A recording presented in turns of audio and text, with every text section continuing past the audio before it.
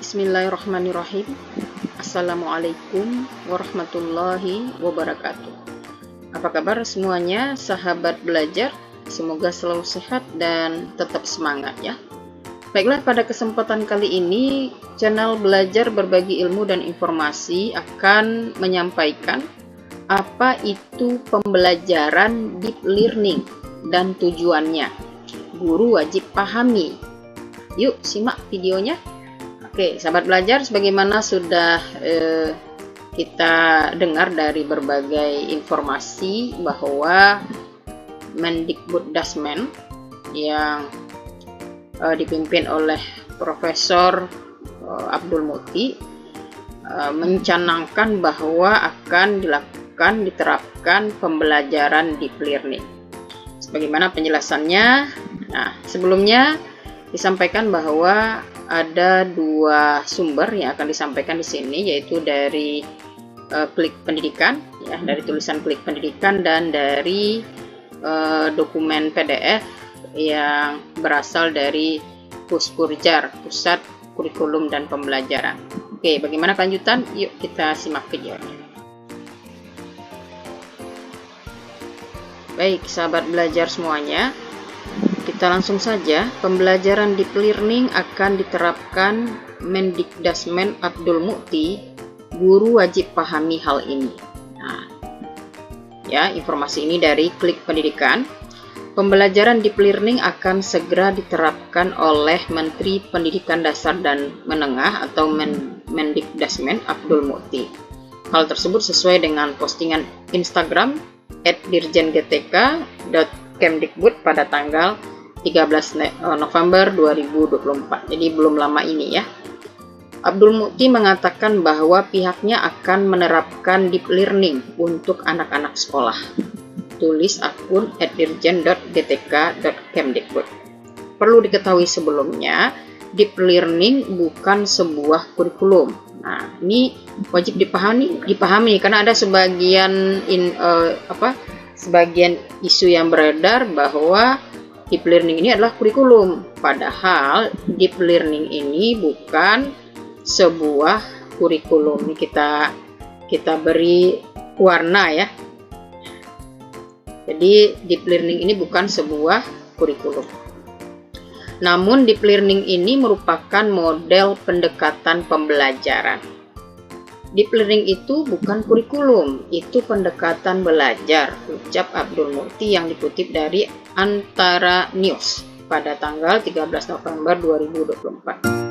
Nah, dengan demikian para guru wajib memahami apa itu pembelajaran deep learning.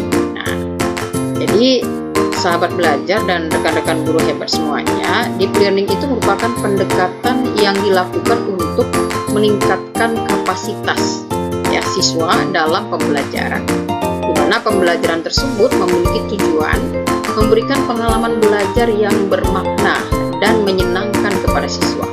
Jadi bukan hanya sekedar menyenangkan ya, tapi juga bermakna. Nah, sehingga tujuan pembelajaran yang diharapkan tercapai. Nah, metode pembelajaran ini terdiri dari mindful learning, meaningful learning, dan joyful learning. Jadi ada 3 metode pada pendekatan pembelajaran deep learning ini ya, yaitu mindful learning, meaningful learning, dan joyful learning. Mindful learning, guru harus sadar akan keadaan murid yang berbeda-beda. Jadi dalam satu kelas itu tentu murid tidak sama dan dengan latar belakang yang berbeda pula ya. Ada murid yang daya tangkapnya cepat ya, ada yang dominannya visual, ada yang dominannya audio, atau ada juga yang audio visual.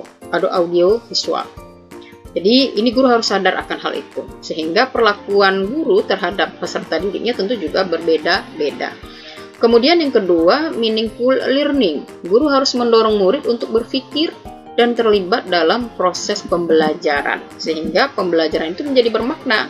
Jadi guru terlibat ya dalam proses pembelajaran secara penuh. Kemudian joyful learning, ya, cara untuk membuat siswa merasa senang dan puas dalam mencari pemahaman mendalam di suatu pelajaran. Jadi di sini tentu guru harus punya berbagai strategi atau berbagai gaya belajar yang bisa membuat siswa merasa senang dan puas ya untuk mencari pemahaman mendalam dalam sebuah pembelajaran. Nah, demikian informasi tentang pembelajaran deep learning yang akan diterapkan oleh Mendikdasmen Abdul Muti. Kemudian selanjutnya sahabat belajar dan rekan-rekan guru hebat semuanya ya, dari ini adalah dokumen dari Puskurjar ya, Pusat Kurikulum dan Pembelajaran tentang pembelajaran mendalam atau deep learning. Nah, di sini ada tim penyusunnya dan tim penelaah yang diketuai oleh Profesor M. Suyanto, MED, PhD, Universitas Negeri Yogyakarta, beserta dengan anggota-anggotanya. Kalau kita lihat berdasarkan file ini, sahabat belajar dan guru-guru hebat semuanya, bahwa pembelajaran mendalam di sini merupakan pendekatan ya, yang memuliakan dengan menekankan pada penciptaan suasana belajar dan proses pembelajaran yang berkesadaran atau mindful, bermakna atau meaningful, dan menggembirakan atau joyful melalui olah pikir intelektual, olah hati, etika, olah rasa, estetika, dan olahraga kinestetik secara holistik dan terpadu. Nah, kemudian sahabat belajar dan rekan-rekan guru hebat semuanya, pembelajaran mendalam atau deep learning ini sebagai solusi ya, dimana tadi sudah disampaikan pembelajaran mendalam ini terdiri atas 3 hal: berkesadaran, bermakna, menggembirakan ya, yang dapat dilakukan dengan olah pikir, olah hati, olah rasa, olahraga. Nah, apa tujuannya? Jadi tujuan dari pembelajaran mendalam ini adalah untuk mewujudkan profil lulusan yang terdiri atas 8 dimensi. Apa saja yang 8 dimensi itu? Yang pertama, keimanan dan ketakwaan terhadap Tuhan Yang Maha Esa. Individu yang memiliki keyakinan teguh akan keberadaan Tuhan serta menghayati nilai-nilai spiritual dalam kehidupan sehari-hari.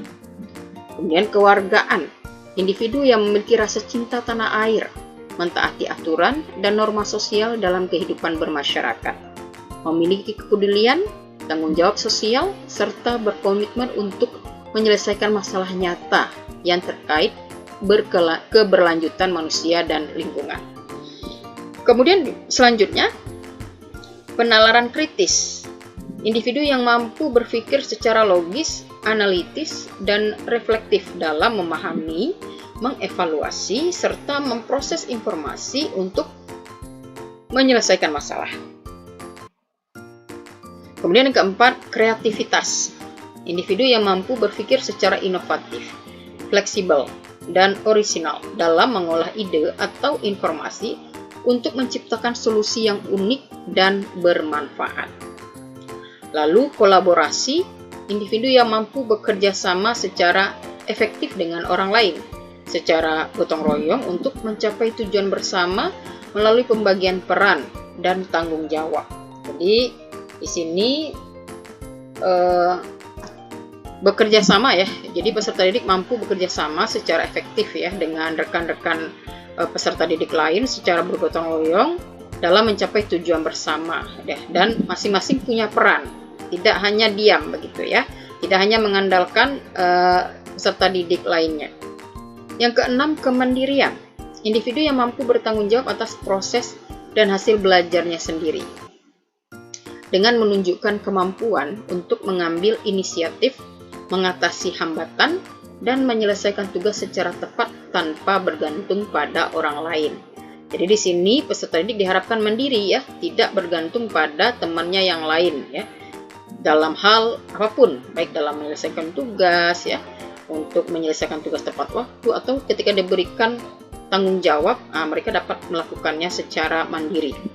Kemudian yang ketujuh, kesehatan. Individu yang memiliki fisik yang prima, bugar, sehat, dan mampu menjaga keseimbangan kesehatan mental dan fisik untuk mewujudkan kesejahteraan lahir dan batin atau well-being. Kemudian yang kedelapan, komunikasi.